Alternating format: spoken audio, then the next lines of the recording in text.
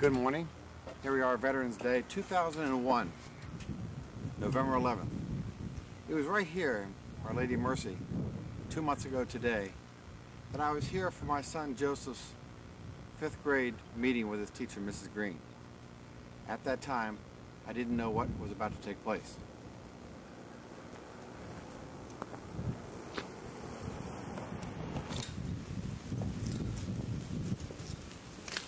As our meeting adjourned with Mrs. Green, my wife Mary, we left here approximately 9 o'clock. I headed over to my car where I opened the door and my phone, cell phone was ringing. I looked down, approximately 9 o'clock. At that time, John Moore, who's a sales rep for me, that would work with me that day, we were supposed to work together and meet at 9:15, 9:30, right next to the Pentagon, Army Navy Drive. John was calling me and I thought he was telling me he was going to be late or whatever. And what he was calling to tell me was news that will go on and live forever in the annals of time. He told me that a plane struck the World Trade Center in New York. At first I thought possibly it may be someone who had a plane, maybe had a heart attack, went off course. So many things were racing through my mind that morning. But then I found out that it was a terrorist.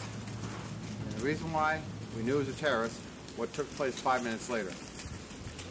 I went over back into the school to tell Mary that there had been a plane hit the World Trade Center in New York, Tower number 1. Just as I entered the room, it was approximately 9:03, they turned the TV on, CNN. I'll never forget this moment, the feeling that I had inside me.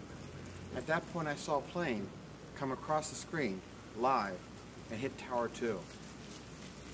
I said, my God, they got this on film. This plane hit the World Trade Center.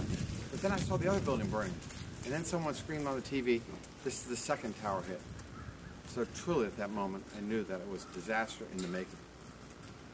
I left the building, and my sister-in-law, Joe Vaghi, was coming out of Mass, temporary church set up while they're building this beautiful church here.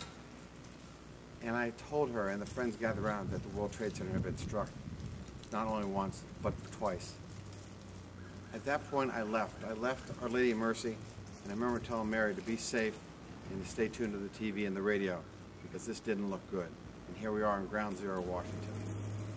As I pulled out of here, I got back on the phone to call John Moore, and I started driving, telling him that I would meet him probably about 9:30 or so, 9:45, near the Pentagon. Let us follow that journey that morning, 2 months ago today, Veterans Day, as we stand here, 2001. 2 months ago today, a day that we'll remember forever, a day that my father's generation remember where they were on the day of Pearl Harbor, the day that I remember when John F. Kennedy in 1963 was struck down by an assassin's bullet, and a day that my children remember today, 2 months ago, when September the 11th, that morning when the World Trade Center in America came under attack. Thank you.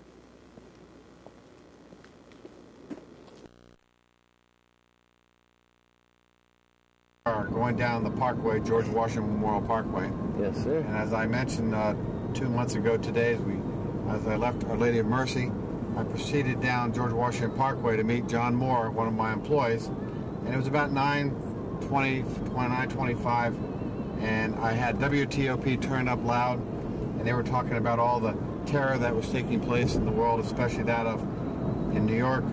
Tower 1 was hit at 8:45. Tower 2 was hit at 9:03, both with planes that were leaving out of Newark, and one went out of Newark, one out of Boston, on their way to California with 20,000 plus gallons of fuel on both planes, loaded up to the hilt. So when they hit the World Trade Center, it created a bomb with our own people on these planes. The 767s were on fire in the building. Both buildings were burning. At this point now, the news was going through, and I was driving along here. If I can make a move here to the right here, okay. We're going now by the CIA, which is named after George Bush Sr. And okay. Up in the sky, I was looking here, and I was looking up, and I could see helicopters flying around.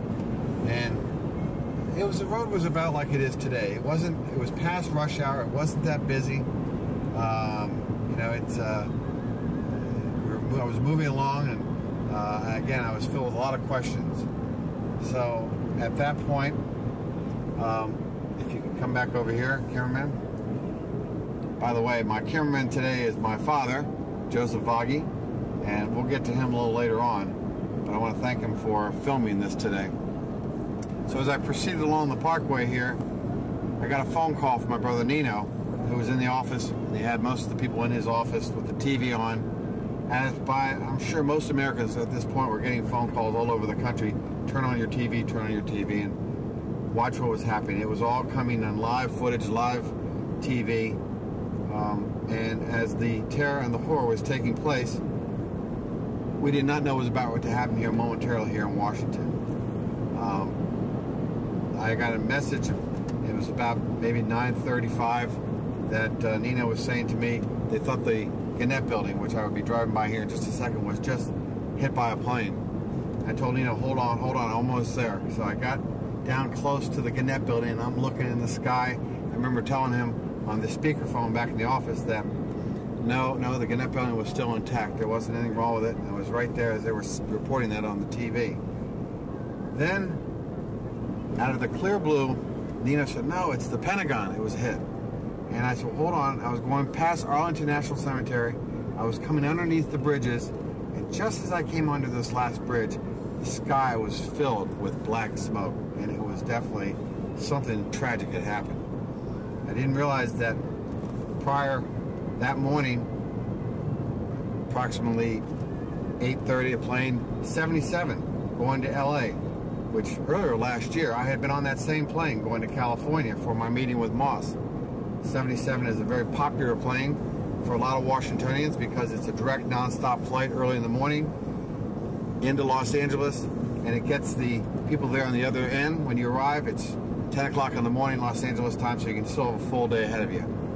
So at that point, 77 took off, flew out over Cleveland, was hijacked by these evildoers, these Afghans. Turn the plane around, turn off the sensor that let the folks in the FAA know where they are. Meanwhile, the president was down in Florida meeting with kids, and he was reading to these kids in Florida where someone tapped him on the shoulder and told him about the first plane. Then he heard about the second plane. So they knew they had to get the president out of there and get him to safe harbor. At that point, our Vice President, Dick Cheney, was in the White House. He had brought together all the folks that were there, Condoleezza Rice, people from ironically enough, the Department of Transportation was having a meeting with the secretary, was having a meeting with at the same time, so they moved him down into the bunker, the lower bowels of the White House. And they knew there was, at that point, they also, FAA had announced that they wanted all planes to be grounded immediately. So planes throughout the United States were ordered, find the closest nearest airport, don't worry about your destination, your origin airport, just get down out of the sky so we can get a view of what's up there. So within an hour or so, most of all the planes, ironically, incredibly enough, were brought down to the ground. This one plane, though, was still lingering around. Flight 93, heading out of, Flight 77. And that 77 was the plane, again, that was brought back to Washington and slammed into the Pentagon. So that's the smoke that I saw at the Pentagon there. And while we were there, and I pulled up past there, I pulled into Lyndon Johnson Park, pulled in, got a place to park, looking right at the Pentagon. Smoke was burning, the fire was up, people were running around. And I didn't know this at the time, but now our nation, obviously at this point, was in shock and was in complete terror. There were reports that the State Department, a bomb went off. There were reports that there was another bomb going off at the Capitol. Both of them fictitious. But the one plane that was still up there that was getting the whole attention of all of our leaders of our country was Flight 93 that took off out of Newark. It took off 82 minutes late. And this is important to know because that was the 4 planes that took off. That was the last one, and it was late. It got out, again, over Cleveland, forced to turn around. Where on that plane, there were 4 brave men who were on the phone with their loved ones, their wives, their friends, and they were realizing at that moment there was terror going on. The World Trade Centers were under attack. Pentagon had been attacked, and they knew. They took the responsibility in their own hands, these 4 brave men, Todd Beamer and 3 other gentlemen. And as the president said yesterday, they said the Lord's Prayer, and then they said, let's roll, which they took over the plane, took over the hijackers, and took over the plane to bring it down to the ground. And who knows where that plane was headed? Was it headed to Washington? More than likely it was. More than likely it was probably the capital. So that plane, with the loss of life, at least there were heroes that day that saved quite a bit of terror that could have happened as well. So if our cameraman will turn, Dad, if you turn to the right here, all right, I want to just let the camera run here, and we'll listen to some music here as we come down the parkway here.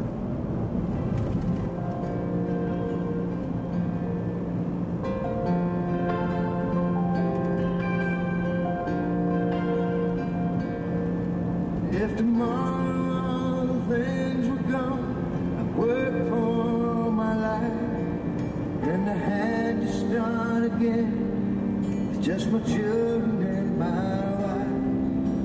I thank my lucky stars to be living here today, 'cause the flag still stands for freedom, and they can't take that away.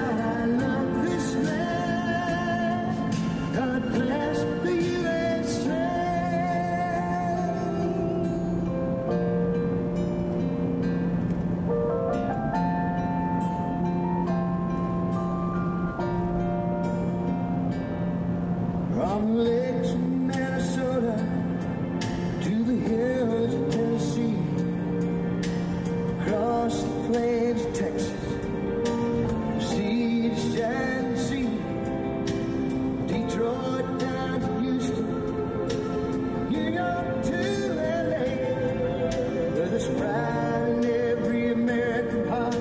It's time we stand and say,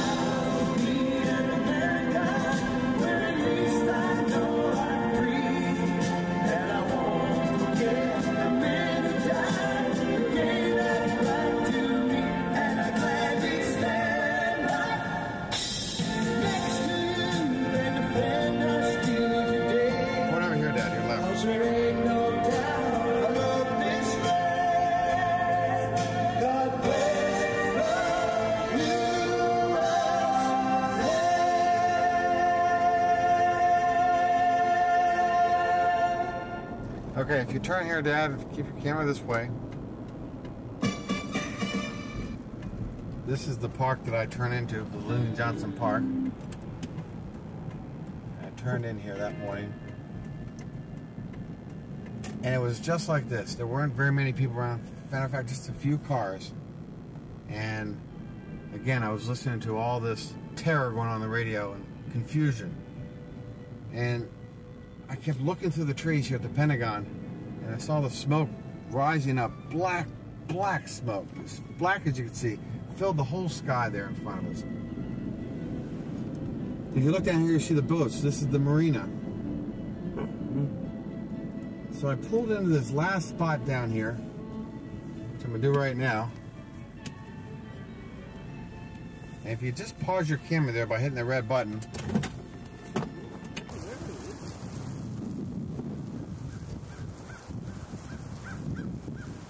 Okay, the red button's on, Joseph. Okay, thank you. Yeah, I'm up pretty close on you. All right, we'll just get pulled back there a little bit. It's good. There you go. Yeah, okay, it's fine. All right, as I pulled in here, again, it was 2 months ago, almost to the very minute that I was here, this smoke was billowing out all around the Pentagon, and people were starting to come in. And I went down here, down to the shore here, and there was a gentleman who had been out fishing, an elderly black gentleman, and he was fishing here in the water, and he had a little rowboat. And I asked him, I said, did you see anything? Did you see a plane? He said, well, I think I saw a little plane. I heard some noise. And he didn't see it probably fully or hear it, because on the other side of the Pentagon is that plane that came in, that 77 that hit on the other side of the Pentagon, which we're now looking on the side that faces Washington, D.C. We're in Lyndon Johnson Park. But I did see people behind the trees there. That's the south parking lot, the north parking lot, excuse me, the north parking lot, running across there. And then there's a bridge down there. You can see that bridge down there, on the very end down there through the water. Yes. They were coming across that bridge.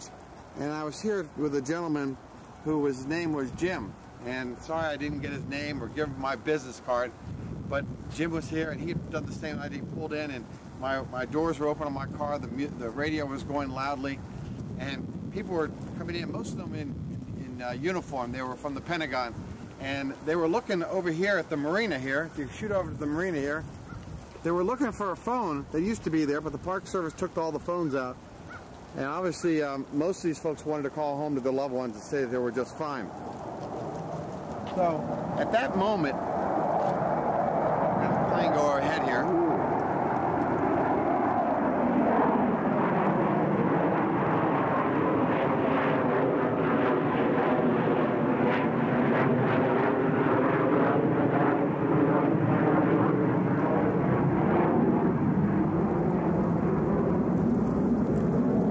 Okay, right on. So that moment, all these people around my car, and I started passing out my phone because they wanted to call home. And it was just one call after another. They were calling home, and we could get through it, which was ironic enough.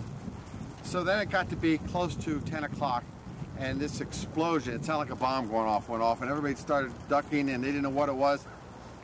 From the south, there was an F-15 or F-16 that came and circled around the Pentagon and came very low, swooped down lower than I've ever seen a fighter jet that low at any air show at Andrews Air Force Base.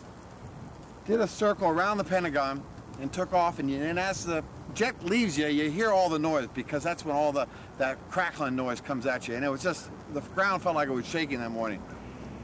And at that moment, at 10:03 on the radio, the World Trade Center fell down to the ground.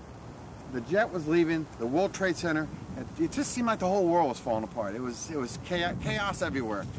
People were here, they were just like numb. They couldn't move, they were listening to this on the radio, and it was amazing how quiet everybody was, even though all this was going on.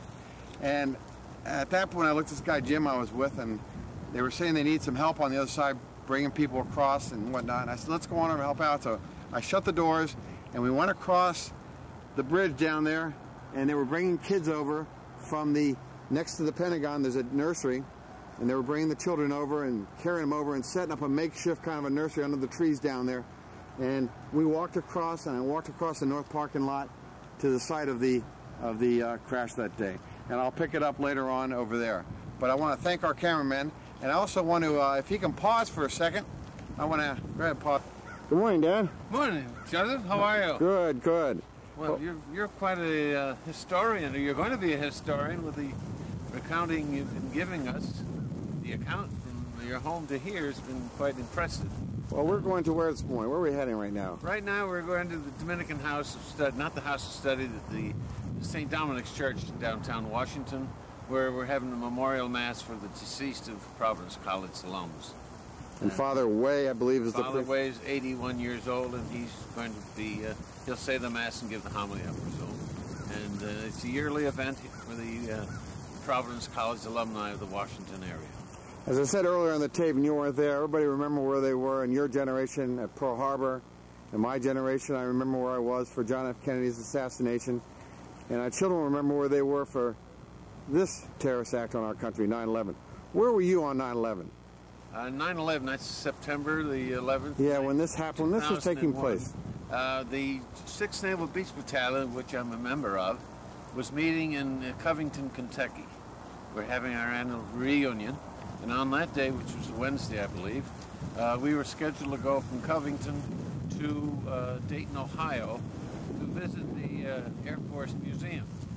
We got in the bus, about 40 of us. We got in the bus and we drove. It's about an hour and a half drive from Covington to Dayton. When we got there, the bus was stopped at the gate, and an officer came aboard and started to speak. And we said, "What are you talking about? We can't hear you." So he got on the powered system, the PA system, and said that the trade centers had been bombed, that the Pentagon had been bombed, and that chances are we would not be able to remain in the building. We'll let you in now, but chances are you'll have to leave very shortly. Well, we just couldn't believe what we were hearing. And we got inside the museum. We were there maybe 15 minutes. Then the announcement came over, "Now hear this, all hands leave the building immediately. Now hear this, now hear this." And boy, there was everyone scurrying about. I did inquire of the information officer at the desk what was going on. He said, "Well, they've bombed bombed the 2 towers in New York.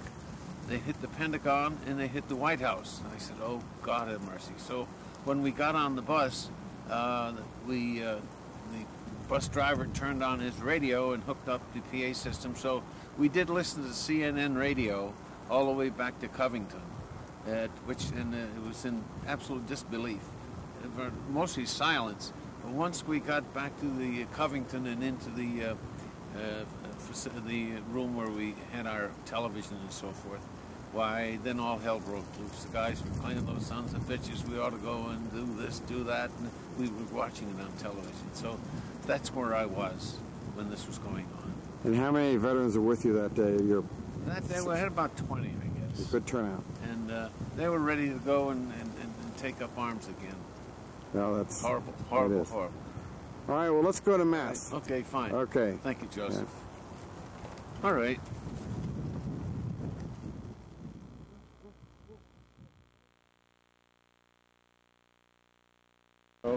Okay, here we are on the side of the Pentagon where the plane was hit on that September 11th morning. And when we were on the other side, I mentioned I came on to this side here through the parking lot with another gentleman by the name of Jim, of which hopefully someday I give him my card, he'll give me a call, because when we came across that morning, we were down there by the bridge, and you can look way down there, those green signs. That's how far a lot of the engine parts were still bits and pieces all over the place. And we walked up and we walked to the area right here, of which everything was still billowing out black smoke, and it was billowing out, and there weren't that many people here yet. The only people that were on the ground around this area were people that worked on this side of the Pentagon. And we then just helped out. They were bringing in water, and they were also then at that point, about 11 o'clock in the morning, they brought in their tents. They're called emergency tents, where they can actually do surgery and triage right on the scene. So you open these things up and they pop open. They have all the hooks that can hang on there for medical needs. And we set all the tents up. Then they broke a hole in the Jersey wall. You can see it down there where it's patched up. Broke a hole in there so they could bring things through. A lot of the stores around here, I know the Price Club had donated drinks and beverage. And it was a day like today. It was very clear, but it was hot. It was sunny and bright, and I'd say it was in the 80s all day. As the day went on, we were then asked to get in groups of teams, 4 to a team, a red team, a green team, and a blue team. And where they had stretchers, board stretchers they brought over from Ronald Reagan Airport. And there were about 100 of us, 100 stretchers, maybe or so, and they had 4 to a stretcher. And the Arlington Police Department, the Fairfax County Police Department, was training us how to lift up survivors, not to move the heads. So we trained on the ground there. And I remember in my group there was a gal, Norma, and also Scott, both of them with the Joint Chiefs of Staff. They had their uniforms on. And the other 4th person of our group was another civilian. And we stayed together for the rest of the day. And they were hopeful to get in survivors, of which there weren't any survivors because of all the fuel. The 40,000 gallons of fuel just kept burning. In fact, it burned for another day and a half before they get the flames out. I won't forget that afternoon, around 3 o'clock, 2 o'clock, they sent the dogs in with the Montgomery County dogs, and they brought them out as quickly as they went in, because they didn't realize how hot the floors were, and the dogs were getting their feet burned. And one of the stories was to the left of the, this is a landing pad here for the helicopters. And that morning, there were two men in the tower there. And after it hit, one of the gentlemen I talked to, who was in his office, has just left of that, which is all taken out right now. He was actually seated in his office, and they were all watching what was taking place in New York. And he still says, I'll never forget, he was saying, he said, I just remember the noise and the hit and everything. As we looked out the window, everything outside the window was just flying by, which a lot of engine parts and plane parts. And he said, my wife worked 3 doors down from me, and when we left, we went outside and we have a drill. We have to go to the middle courtyard. And he said everybody did that and marched in an orderly fashion. And at that point, my first reaction was to go help my wife out, but I knew that she would follow the orders too. And we didn't know it until I got to the red light is blinking. Okay, that's okay. All right. Yeah, didn't know until we got to the main courtyard, which he saw his wife. But that part of that building was the part that was just completely renovated. And each window, as you can see up there, is $11,000 a piece. They're very thick windows. This part down here is not done yet, but they just finished that part. So fortunately, because of the construction that the Pentagon did, it did save a lot of lives because there weren't that many people moved in yet. On the top tier, there was mostly Navy. Below that, there were some Marines. And on the bottom part, there was still a lot of construction workers. They were just moving people back. Red blinking, Joseph. All right. Blinking. All right, it says REC.